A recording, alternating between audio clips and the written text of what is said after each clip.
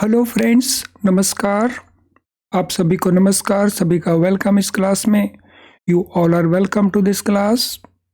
Live class में जितने students already join कर चुके हैं वो क्विकली कंफर्म कर देंगे आपका ऑडियो वीडियो आपको एक्सेसिबल है। All students in the live class who have already joined, please confirm your audio video is okay. इस वीडियो के चैट बॉक्स में कंफर्म कर दीजिए आपका ऑडियो वीडियो एक्सेसिबल है।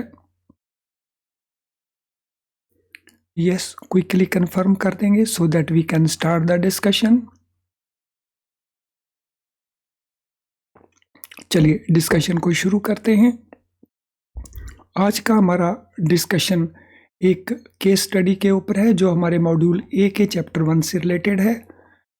तो ये एक्सचेंज कोटेशंस यानी जो एक्सचेंज रेट्स हैं उनका एप्लीकेशन कैसे होता है, उसको यूज़ कैसे करना है, उसके ऊपर हमारा ये केस स्टडी है। एक ऐसा केस स्टडी जिस प्रकार की केस स्टडी पेपर में पूछे जाने की पॉसिबिलिटी ऑलवेज बनी रहती है। तो केयरफुली इस वीडियो को वॉच करेंगे और एंड तक इसको वॉच करेंगे सो दैट इसमें हम कई सारे कॉन्सेप्ट भी अच्छे से अंडरस्टैंड कर जाएंगे। तो चलें शुरू करते हैं। Interbank quotation $1 is given 83 rupees 1050 oblique 2530. Forward margin 1 month is given 1100 1300, 2 month 2300 2100, 3 month 3250 and 3540. What rate shall be quoted for falling and why? तो पहले हम देखें कि हमें इंफॉर्मेशन गिवन क्या है।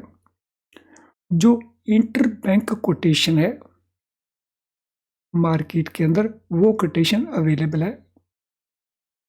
ये कोटेशन में टू वे हमें रेट्स अवेलेबल होते हैं। यूएस डॉलर का रेट हमें गिवन है, करंट रेट 831050 एंड 832530। तो इस पार्ट को हम कहते हैं बाइंग रेट, इस पार्ट को हम कहते हैं सेलिंग रेट। ये इंटरबैंक कोटेशन है। एंड देन फॉरवर्ड मार्जिन हमें प्रोवाइडेड है, यानी फ्यूचर में अगर करेंसी की डिलीवरी है तो उसके चार्जेस हैं। 1 मंथ के लिए 1100 फिर 1300। तो ये हमारा फॉरवर्ड मार्जिन हो गया बाइंग के लिए, ये हमारा मार्जिन हो गया सेलिंग के लिए। 2 मंथ्स के लिए देन ये बाइंग का मार्जिन है, ये सेलिंग का मार्जिन है। एंड 3 मंथ्स के लिए ये बाइंग का मार्जिन है, ये सेलिंग का मार्जिन है। हमने रेट कौन सा कोट किया जाएगा गिवन ट्रांजैक्शंस के लिए और क्यों कोट किया जाएगा, ये दोनों चीज़ें हमने आंसर करनी है।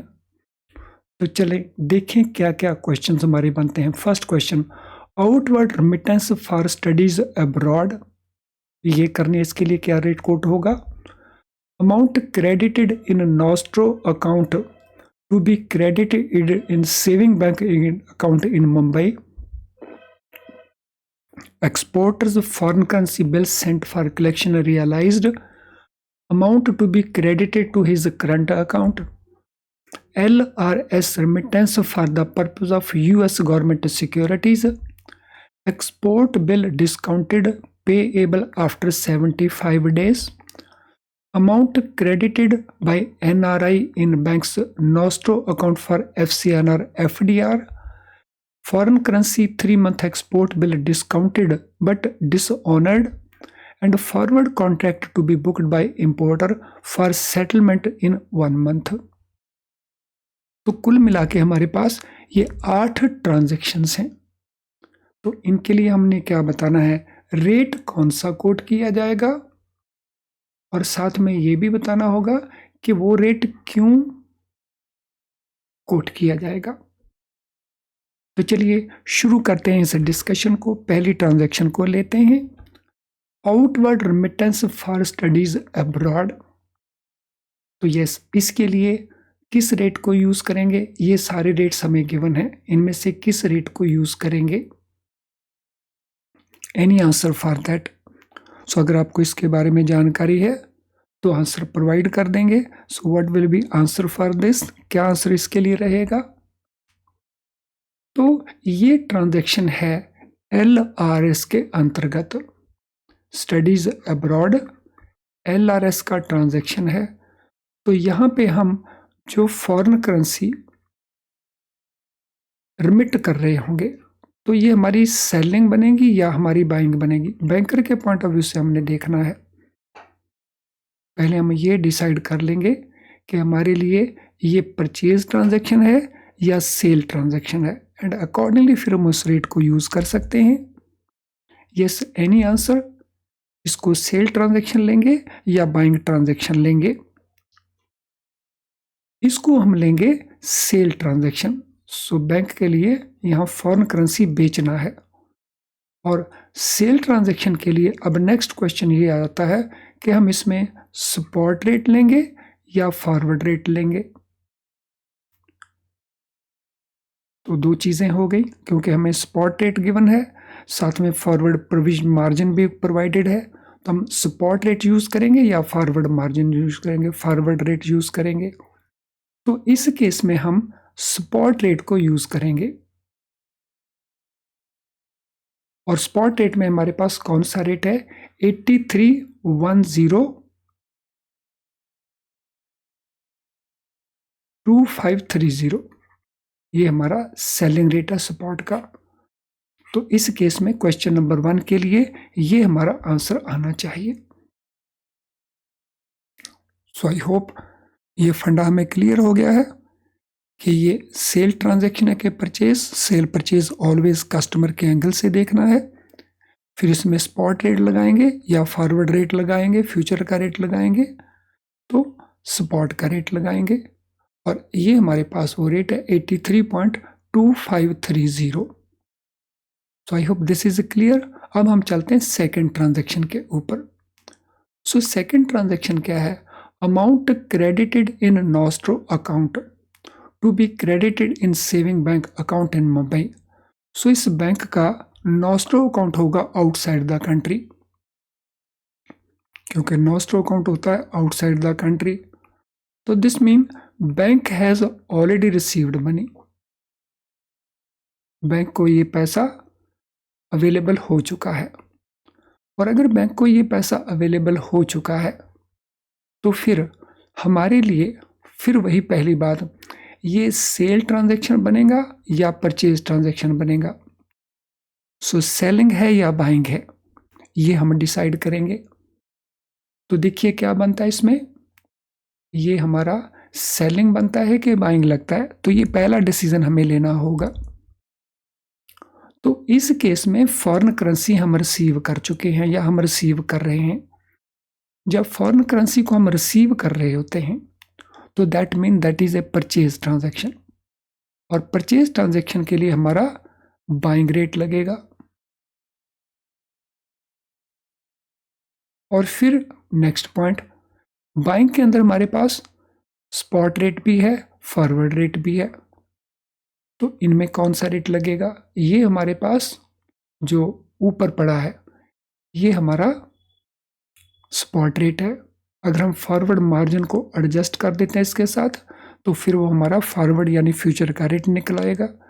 तो पहले ये डिसाइड कर लीजिए कि हम यहाँ पे बाइंग में स्पॉट रेट लगाएंगे या फॉरवर्ड रेट लगाएंगे। तो एक बार फिर से हम यहाँ पे स्पॉट रेट को लगाएंगे। तो स्पॉट रेट हमारा कितना है? 83.1050। तो दिस मीन हमारा आंसर इस केस में आ जाएगा 83 रुपीज़ 1.50, 83.1050। ये कोशिश करें कि आप 4 डेसिमल तक ही फॉरेन एक्सचेंज की कोटेशन को लिखें। So this is a normal practice, 4 decimals तक। तो आई थिंक ये जो सेकंड क्वेश्चन है हमारा, this also is clear to all of you. तो इसमें किसी का कोई क्वेश्चन हो तो अपने क्वेश्चन को क्वेश्चन बैंक में टाइप कर देना, वहीं से हम सूटेबली आंसर कर देंगे। तो चलें अब हम चलते हैं थर्ड ट्रांजैक्शन के ऊपर। सो थर्ड ट्रांजैक्शन क्या है? Exporters foreign currency bill sent for collection realised amount to be credited to his current account. जो एक्सपोर्टर है उसने एक फॉरेन करेंसी एक्सपोर्ट बिल दिया और ये foreign currency export bill bank ने परचेज नहीं किया था। अगर परचेज किया होता तो रेट उसी समय लग जाता, लेकिन बैंक ने परचेज नहीं किया, डिस्काउंट नहीं किया। बैंक ने इसको कलेक्शन के लिए एक्सेप्ट किया, या यूं कहें कि एक्सपोर्टर ने उसको कलेक्ट करने के लिए दिया। तो इसका मतलब ये हुआ कि इसके ऊपर फॉरेन करेंसी की कोटेशन पहले यूज नहीं हुई। अब इस कलेक्शन का पैसा रियलाइज हो चुका है और रियलाइज जब हुआ होगा तो बैंक के नॉस्ट्रो अकाउंट में क्रेडिट हुआ होगा। तो हमारी पहली जो प्रॉब्लम थी उसमें सीधा नॉस्ट्रो अकाउंट में कस्टमर ने पैसा डिपॉजिट करवाया होगा और हमने मुंबई में उसको पे कर दिया, लेकिन इस केस में हमने बिल को कलेक्शन के लिए भेजा था। वो पैसा रियलाइज हो चुका है, तो रियलाइज होने का मीनिंग है कि वो हमारे नॉस्ट्रो अकाउंट में क्रेडिट हो चुका है, बैंक के नॉस्ट्रो अकाउंट में क्रेडिट हो चुका है। अब इसको क्रेडिट करना है हमने करंट अकाउंट के अंदर। तो ध्यान रहे ये फॉरेन करेंसी बिल का पैसा है, डायरेक्टली डिपॉजिटेड पैसा नहीं है। तो इस केस के अंदर हमारी पहली सेम प्रॉब्लम कि हमारे लिए ये सेल ट्रांजैक्शन है कि बाइंग ट्रांजैक्शन है। सो बैंक के लिए ये सेल ट्रांजैक्शन है कि बाइंग ट्रांजैक्शन है। तो जिस तरह की ट्रांजैक्शन होगी उस प्रकार का रेट हम यूज करेंगे। तो पहले इसी पार्ट को डिसाइड करना होगा। यस, अब आप बता सकते हैं कि ये हमारे लिए सेल ट्रांजैक्शन है कि बाइंग ट्रांजैक्शन है।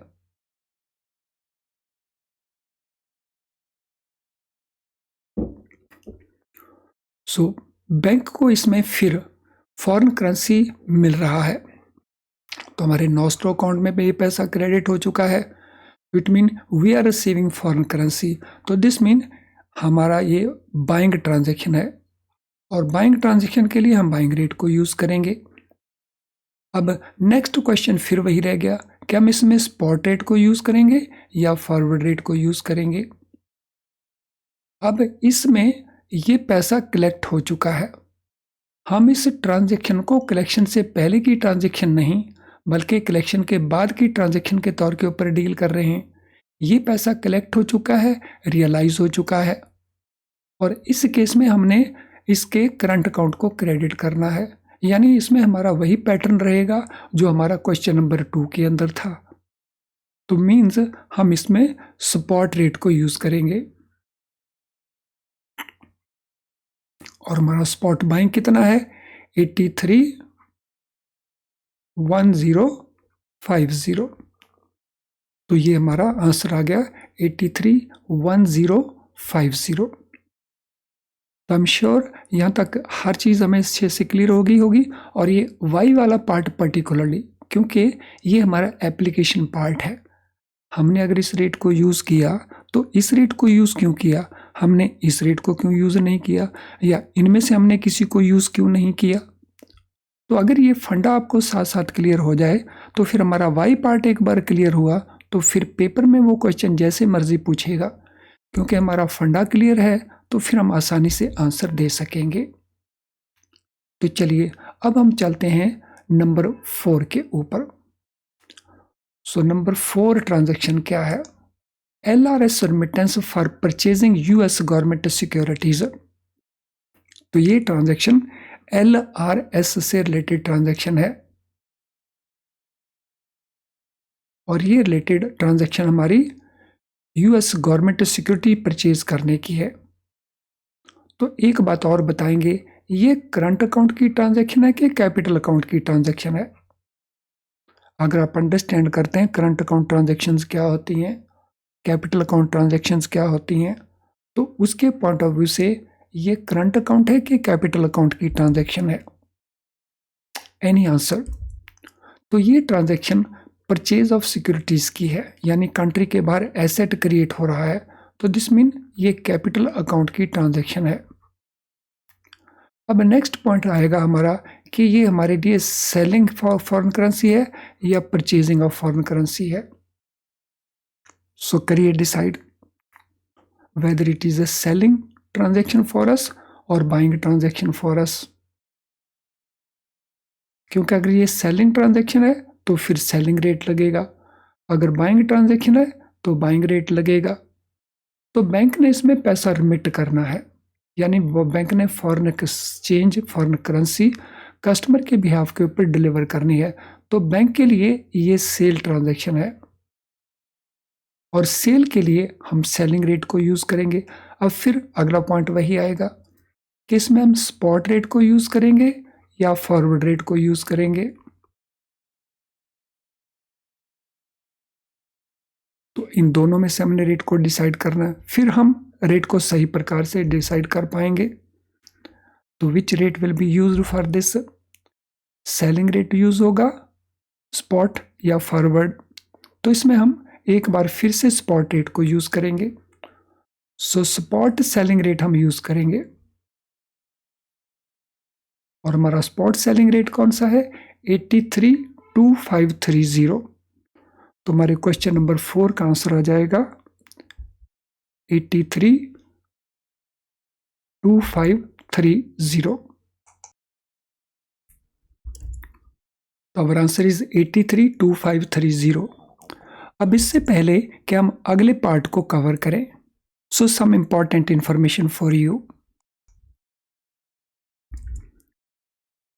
If live class is enough to pass the exam, ये जो लाइव क्लास इस समय आप ज्वाइन किए हुए हैं, क्या ये एनफ है आपके एग्जाम को पास करने के लिए? Friends, answer is no.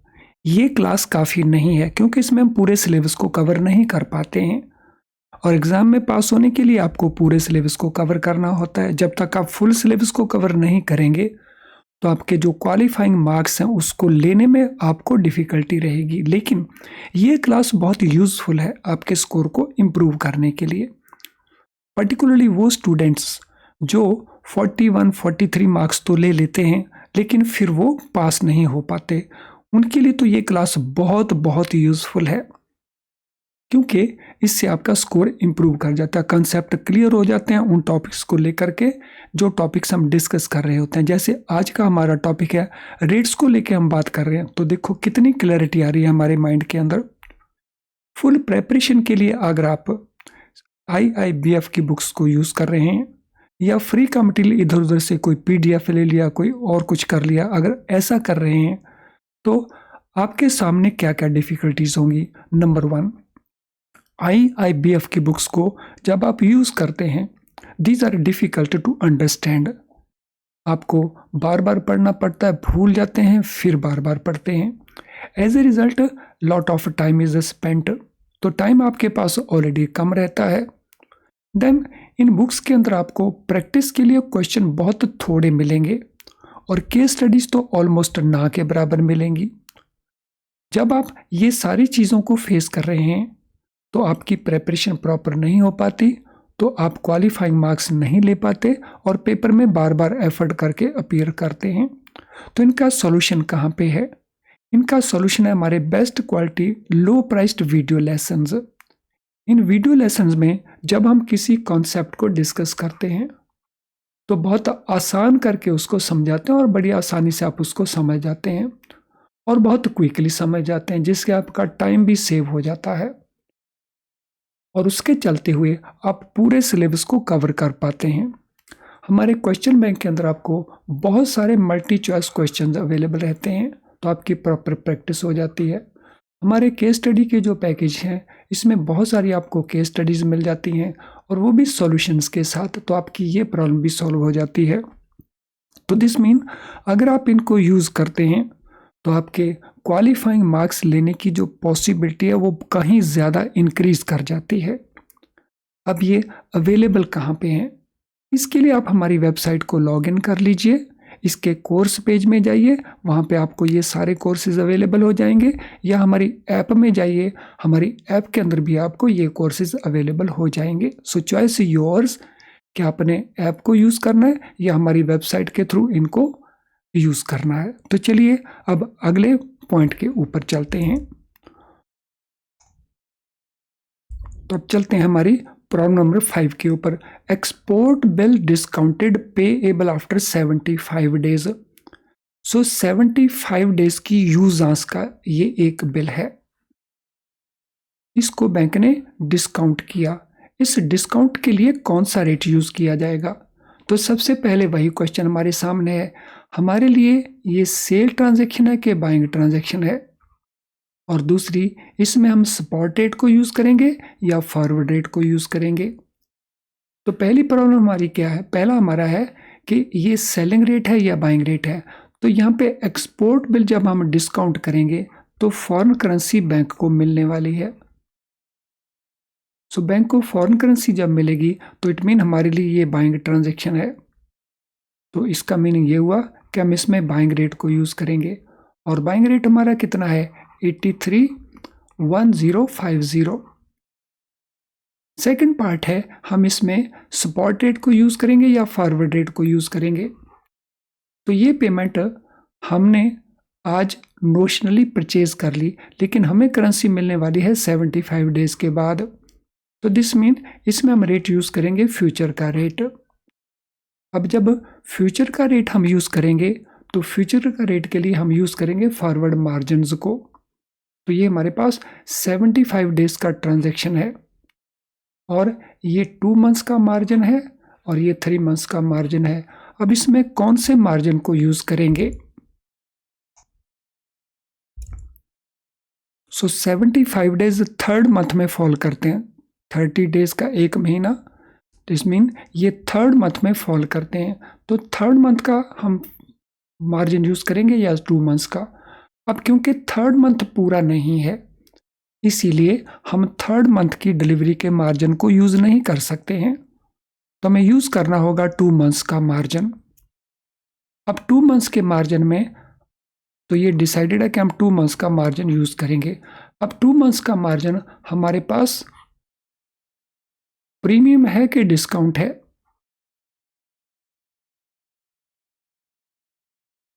तो प्रीमियम है कि डिस्काउंट है, तो ये हम डिसाइड करेंगे, क्योंकि स्पॉट मार्जिन में अगर प्रीमियम होता है तो हम उसको ऐड करके रेट कैलकुलेट करते हैं, और अगर डिस्काउंट होता है तो हम माइनस करके रेट को कैलकुलेट करते हैं।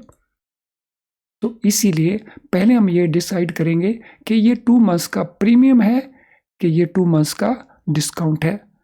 तो डिस्काउंट या प्रीमियम हम कैसे जानते हैं? डिस्काउंट या प्रीमियम हम जानते हैं कि ये जो दो वैल्यूज़ दी रखी हैं बाय और सेलिंग की, तो ये वैल्यूज़ इंक्रीज़ कर रही हैं या डिक्रीज़ कर रही हैं। जैसे यहाँ पे हम देखते हैं कि ये वैल्यू इंक्रीज़ की है, यहाँ पे भी हम देखते हैं कि ये वैल्यू इंक्रीज़ की है। सो जब वैल्यू ऐसे इंक्रीज़ करती है, ये छोटी वैल्यू होती है, ये बड़ी वैल्यू होती है, तो it means it is a premium. और जब वैल्यू डिक्रीज करती है, यानी ये वैल्यू ज़्यादा है, ये वैल्यू कम है, तो दैट मीन वैल्यू के ऊपर डिस्काउंट है। तो हम यहाँ पे ये डिस्काउंट है। तो डिस्काउंट के लिए अब हम क्या करेंगे? 831050 में से 2100 को माइनस कर देंगे। तो इस प्रकार से हमने इसको माइनस किया, 831050 माइनस जो हमारे पास 2100 है। तो 2100 ये डेसिमल पॉइंट के बाद की ही वैल्यू है, तो हमने रेट कैलकुलेट कर लिया 82895। तो ये हमारा रेट कैलकुलेट हो गया। तो ये रेट यहाँ पे गलत कैलकुलेट हो गया है, तो इसको सही कैलकुलेट कर देते हैं। It is not correct. तो कितना आना चाहिए? 831050। तो हमने माइनस कर देना है 2100, ये 2 मंथ्स का डिस्काउंट है। तो 05982। तो यहाँ पे हमने 0 साथ में लगाना है बस, ये हमारा रेट आ गया है। तो ये हो गया हमारा क्वेश्चन नंबर 5। क्वेश्चन नंबर 5 हमारा थोड़ा टिपिकल क्वेश्चन था, इसको अच्छे से आप एक बार से फिर वॉच कर लेना ताकि आपके से कोई मिस्टेक ना हो। तो अब हम चलते हैं क्वेश्चन नंबर 6 के ऊपर। Amount credited by NRI in banks nostro account for FCNR FDR. NRI का हमारे पास एफसीएनआर अकाउंट है, उसमें ये पैसा क्रेडिट होना है और बैंक के नॉस्ट्रो अकाउंट में ये पैसा क्रेडिट हो चुका है। तो फिर वही बात कि हमारे पास इसमें ये सेल ट्रांजैक्शन है कि बाइंग ट्रांजैक्शन है। दूसरा, इसमें कौन सा रेट लगेगा, स्पॉट रेट लगेगा या फॉरवर्ड रेट लगेगा। फ्रेंड, यहाँ पे फॉरेन करेंसी हमें मिल रहा है क्योंकि फॉरेन करेंसी एफसीएनआर अकाउंट को क्रेडिट होना है। दिस मीन ये पैसा हमें मिल रहा है, तो दिस मीन बैंक के लिए बाइंग ट्रांजैक्शन है और पैसा भी तुरंत मिल रहा है, तो दिस मीन इसके ऊपर स्पॉट रेट लगेगा। तो अब आप बता दीजिए कौन सा रेट लग जाएगा क्वेश्चन नंबर 6 के लिए। तो अगर हम फंडा के तौर के ऊपर देखें तो रेट लगेगा हमारा 831050, लेकिन इसमें एक कैच है। कैच क्या है कि हमने ये पैसा कन्वर्ट नहीं करना है इंडियन करेंसी में, क्योंकि जो फॉरेन करेंसी एफडीआर एफसीएनआर के अंदर वो फॉरेन करेंसी में ही रहती है। सो इसमें कोई कन्वर्जन की ज़रूरत नहीं पड़ेगी। So no conversion is required. और अगर कन्वर्जन रिक्वायर्ड नहीं है तो दिस मीन इसमें किसी रेट को यूज़ करने की ज़रूरत नहीं है। So no exchange quotation is required. तो यहाँ पे भी आप देखिए थोड़ा सा पेंच वाली बात थी, तो लेकिन अब हम इस फंडा को अंडरस्टैंड कर गए होंगे। अब यही पेपर में क्वेश्चन पूछा जाएगा तो आसानी से हम इसको आंसर कर सकेंगे।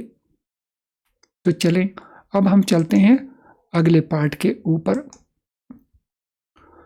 Foreign currency 3 month export bill discounted dishonoured. So 3 महीने का एक्सपोर्ट बिल होगा जिसको बैंक ने डिस्काउंट किया होगा और वो बिल की रियलाइजेशन नहीं हुई, वो डिसऑनर हो गया है। जब वो डिसऑनर हो गया है तो अब हमें उसको रिवर्स करना होगा, उसकी रिवर्सल करनी होगी। तो पहले हमने ये फॉरेन करेंसी अपने कस्टमर से बाय की होगी। अब रिवर्सल के लिए क्या करना होगा, डिसऑनर हो गया है तो ये फॉरेन करेंसी हम कस्टमर से अब बाय करेंगे कि सेल करेंगे। अगर हम पहले बाय कर चुके हैं तो अब उसको रिवर्स करने के लिए हम उसको वापस से सेल करेंगे ये सेम करेंसी। फिर वही क्वेश्चन आएगा, 3 महीने का पीरियड इन्वॉल्व था, तो उस केस में अब हम जब रिवर्सल करेंगे तो स्पॉट रेट लेंगे या फॉरवर्ड रेट लेंगे, यानी करंट रेट लेंगे या 3 महीने वाला रेट लेंगे। सो 3 महीने वाला रेट ऑलरेडी हम यूज़ कर चुके हैं जब अब इसने हमने बिल को डिस्काउंट किया था। अब हम इसमें जो स्पॉट रेट को यूज़ करेंगे, तो ये हमारे लिए सेलिंग ट्रांजैक्शन है और स्पॉट के लिए। तो हमारा आंसर क्या हो जाएगा 83.2530। तो ये हमारा आंसर हो जाएगा। अब हमारा बचा है लास्ट क्वेश्चन, लेकिन लास्ट क्वेश्चन से पहले आज के सेशन से रिलेटेड अगर आपका कोई भी क्वेश्चन हो तो उसे आप इस वीडियो के कमेंट बॉक्स में टाइप कर देना।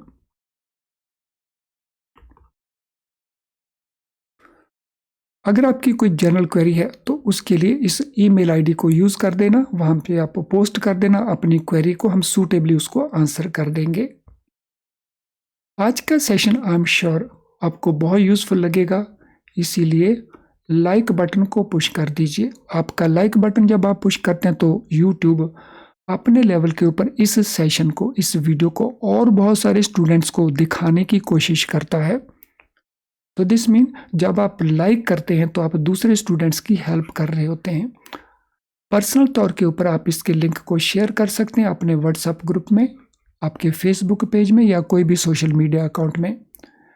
अगर हमारा चैनल आपने अभी तक सब्सक्राइब नहीं किया हुआ है और वो भी बेल आइकन के साथ, तो इसको सब्सक्राइब कर लें ताकि हमारी कोई क्लास आप मिस ना करें। हमारी क्लास जब आप मिस करते हैं तो कुछ इम्पोर्टेंट मिस होता है, तो उसके पीछे ये रीज़न रह जाता है।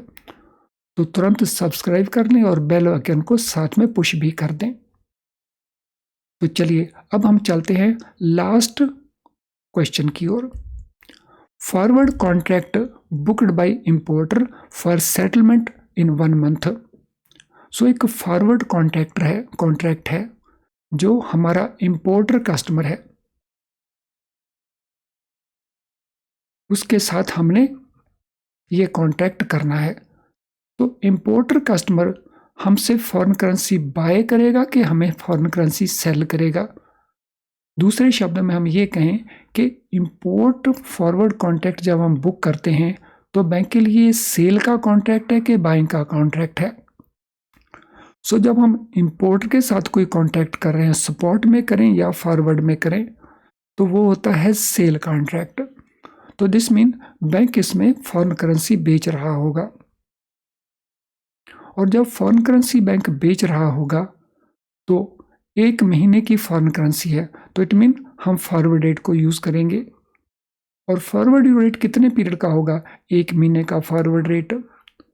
और 1 महीने का फॉरवर्ड मार्जिन हमें गिवन है यहाँ पे, तो ये हमारा फॉरवर्ड मार्जिन है। और पहले ये तय करेंगे इसमें कि ये डिस्काउंट है कि ये प्रीमियम है। ये हमारा प्रीमियम है, और प्रीमियम को ऑलवेज हमने स्पॉट रेट में ऐड करना होता है, तो हम स्पॉट रेट में ऐड कर देंगे। तो ये हमारे सामने पोजीशन आ गई कि जो रेट कोट किया जाएगा वो ये रेट कोट किया जाएगा 833830, यानी ये हमारा स्पॉट रेट है, उसमें हमने इस रेट को, इसको मार्जिन को ऐड किया, सेल मार्जिन को। तो एक तो हम इसको लेंगे 2530 को, दूसरे सेलिंग मार्जिन को लेंगे, और ये हमारा फाइनल आंसर आ गया। So friends, I am sure आज की क्लास आपको बहुत यूजफुल लगी होगी। तो अब हम इस क्लास को वाइंड अप करते हैं। अगर आपने अभी तक इसको सेशन को लाइक नहीं किया तो मेरी रिक्वेस्ट रहेगी इसको लाइक ज़रूर कर देना। तो चले अब हम सेशन को वाइंड अप करते हैं। Thank you friends and all the best.